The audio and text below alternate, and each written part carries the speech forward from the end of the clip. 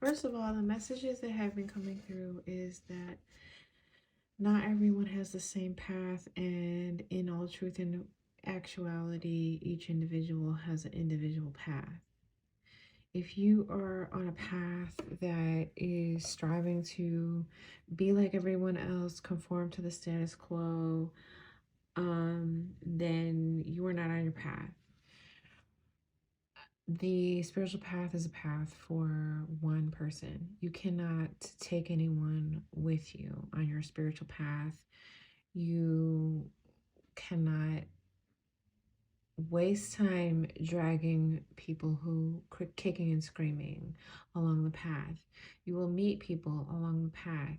Your paths may line up for a short time, but then the path diverges. But as long as that person is walking alongside of you, that is a wonderful relationship. And then if the path deviates, then it does. If not, then you just continue walking the path. But a path where you're just wanting someone else to tell you what to do because everyone else is doing it, it's not a path. And we know this. And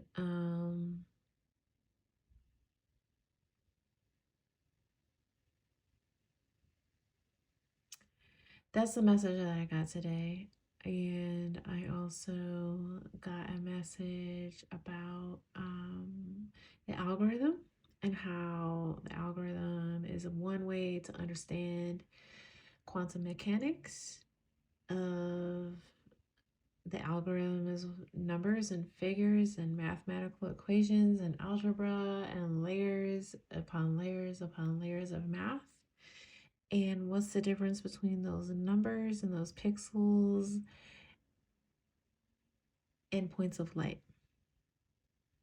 Truly, what is the difference? Math and physics is just one way to look at it.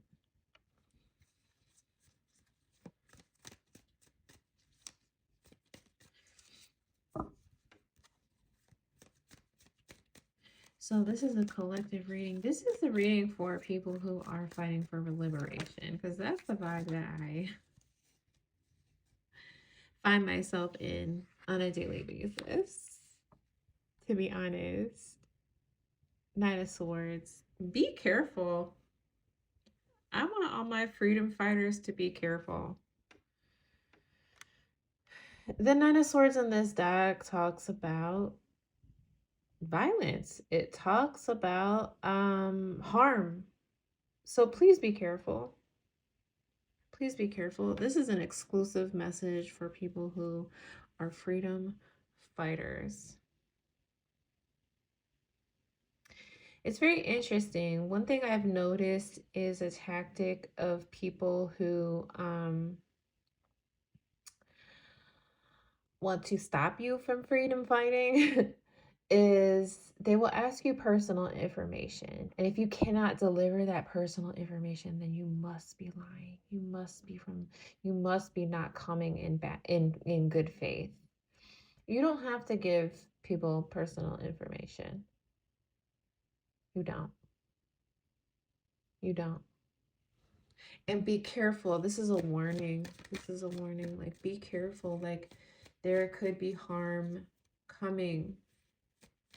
Like, the stakes are going to get even higher. Things are going to get even worse. I hate to be that doom and gloom person. But y'all, I have a Scorpio moon. So I tend to see in the dark. I tend to be able to see in the dark. And so spirit puts me in the dark because I can see in the dark. So I'm just putting that out there to all my freedom fighters and all of my activists and all of my prayer warriors and all of my people who are in these liberation streets, so to speak. To be careful, to protect yourself, to be aware, to keep the eyes in the back of your head, to pick and choose your battles. To pick and choose your battles.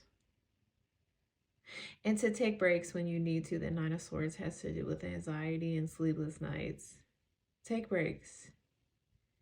Take breaks. Tend to your mental health. That yellow golden color is the mental realm. Okay. So there may be clouds that we need to clear within the mental realm. I'm just gonna send out a little bit of Reiki here to clear out the mental realm. You know, the mental realm is slightly physical. And it gets cluttered. It gets cluttered. It's like a recycling bin. You process thoughts, you process ideas, and most of your ideas are crap. Most of my ideas are crap. Most of the things that we ruminate on are not true. The Nine of Swords is also your fears appearing real, and they're not real. So I know that's a little contradictory from the beginning of the message, but that sometimes happens as well. I'm going to shift the energy. So fears appearing real. Fear appearing real. So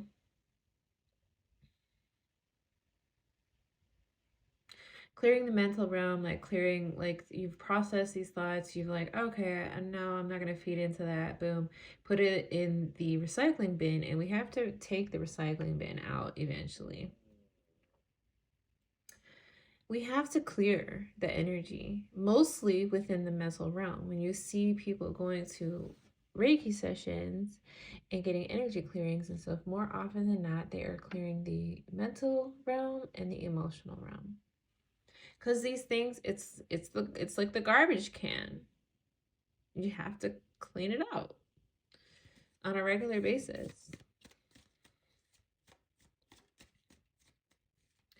So we could be feeding into some of these fears, but then, like I said, the original message still does stand of like, please be discerning in terms of who and when and what and where you give your personal information to. That message is coming through very strong.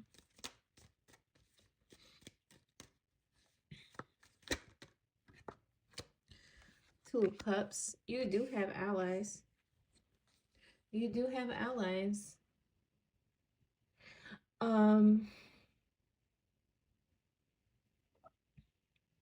I got a message about false positivity. I got a message about, like, looking at the light at the end of the tunnel, the silver lining. However, and I was like kind of pushing back on that because sometimes false positivity can be used as a weapon to get people to endure things that they don't need to endure. So, that being said, your circle is very small and it's getting smaller, but you do have trusted friends. You do have trusted allies and you do have trusted partners. So, if you see your circle getting smaller,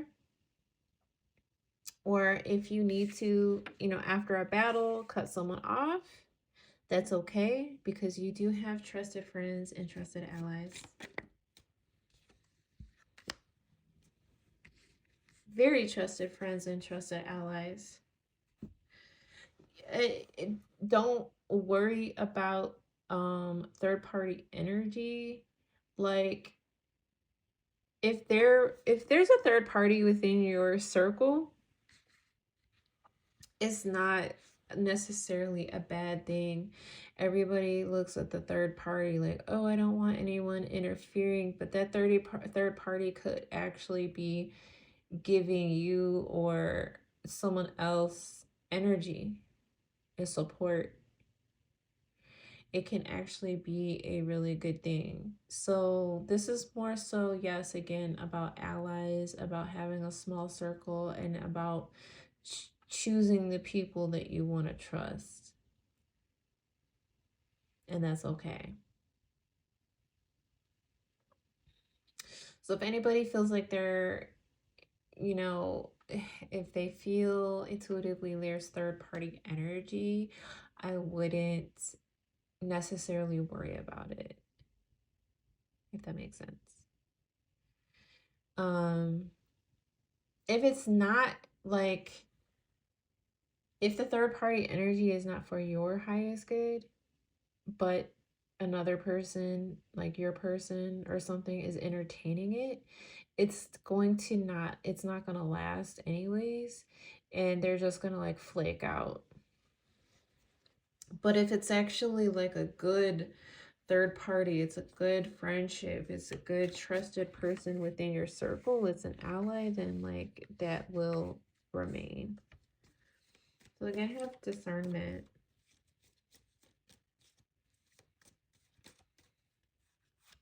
I don't like the red and yellow skies. There's a Two of Swords. The relationship and the contract that you have is solid. So again, like I said, there's not, the third party is not coming in between. It's just adding to the energy. But like I said, I don't like these red skies and I don't like these yellow skies. So there is, going back to this Nine of Swords, like there is some battles here. There are some, it's almost like bunker down with the people you trust, because even if you may be able to see a light at the end of the tunnel, it's still a long haul to get to that light. It's still a long haul, and things feel very paused right now with this Two of Swords. Maybe we will get a humanitarian pause, you know what I mean, in the general grand scheme of things going on right now. That would be cool.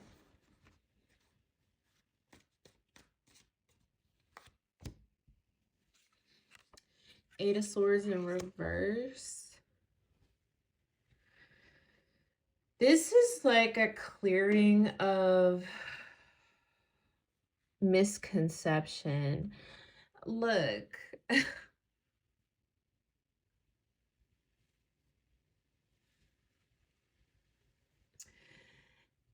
Look. Humanity has turned a new leaf in terms of its ability, the collective ability to be able to know and understand and see certain things. So with the Eight of Swords in reverse, like people in general are coming out of like, they're coming out of an illusion. And this is why we're seeing a lot of, again, like I said, there's mental clearing. This is why we see a lot of mental health issues, because sometimes you can be woken up from an illusion and it causes you to have a mental break. Like seeing things clearly doesn't necessarily mean that you will be able to cope with the reality of what's in front of you. They say ignorance is bliss, right?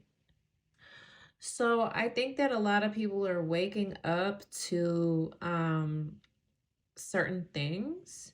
And here, this is where we get in the clear blue sky.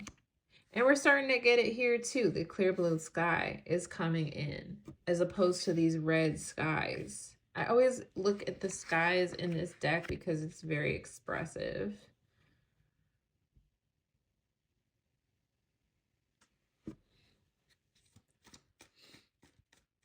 I see a union of heaven and earth. So you may be feeling very strong within who you are and yourself and your authentic self. Seven of Cups. So okay, we're the other side of this too is that we are like on a fast track. Like you need to be able to keep up with everything that's going on. Because the minute that you have this Eight of Swords in reverse, the minute you are able to take time, pause to reflect and see things for what they really are, boom, here comes another illusion. Here comes another person selling you a dream. And I want to talk about dreams, and I want to talk about the astral realm. Because when it comes to this reading is for people who are in the liberation movement. When it comes to spiritual things, not to get too woo woo out here, but there's a spiritual war happening. So things can come to you in your dreams, and they can reprogram you into the illusion the very next day after you've had this. So you have to be very, very spiritually discerning and mentally discerning. And you have to affirm your core values. Um Something that is a very good practice is and thought experiment is to ask yourself, who am I? Who am I? Really ask yourself, who am I? Beyond all of the clouds, beyond all of all of this stuff here, all of the ripples, all of the waves, the hypnotizing waves, beyond all of that, who am I?